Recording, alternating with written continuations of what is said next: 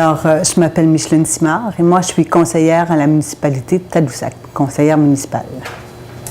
Il y a 10 ans, suite à des recommandations du milieu, des gens du milieu, on a appuyé l'idée de ce parc marin-là qui était une première au Canada. Hein. C'était la première fois qu'on faisait un aire protégé marin pour encadrer les activités autour de l'observation des baleines et de la protection des espèces menacées, dont le béluga. Donc, on a toujours appuyé cette activité. On a toujours trouvé que c'était important. Le village de Tadoussac, la municipalité de Tadoussac, est une municipalité mono-industrielle qui vit uniquement du tourisme.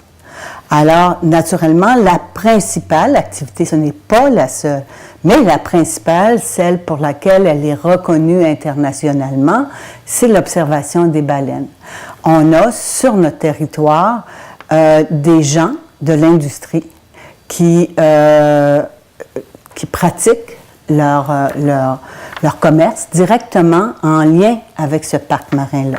La municipalité, elle, s'est impliquée dès le départ elle est présente au comité de coordination du parc marin. Le parc marin, ce comité, lui, habituellement, décide des grandes orientations, des activités qu'il y aura, décide aussi de la réglementation, décide comment ça va se passer. Nous, les populations qui vivons en lien avec le parc marin, qui sont directement touchés par les activités du parc marin, on avait demandé qu'on mette sur pied un comité consultatif des populations pour qu'on puisse y jouer, pour mieux entendre les orientations, comprendre des activités du parc, mais aussi que le parc comprenne bien nos préoccupations aussi et ce que ça apporte de bien, mais aussi de contraintes. Parce que vivre dans un parc, nous, à Tadoussac, on est vraiment situé et parc marin et parc terrestre. Alors, imaginez-vous, la population, du jour au lendemain, s'est vue régir et réglementer son territoire qui lui appartenait depuis 400 ans. Ça fait quelque chose, ça a fait, tu sais, on perdait des territoires naturels qui nous appartenaient. Ils sont toujours autour de nous. On y a toujours accès.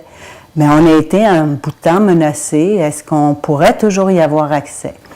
Alors, c'est avec des discussions qu'on a réussi, tranquillement pas vite, à faire comprendre les besoins des populations qui vivaient autour des parcs, et particulièrement du parc marin.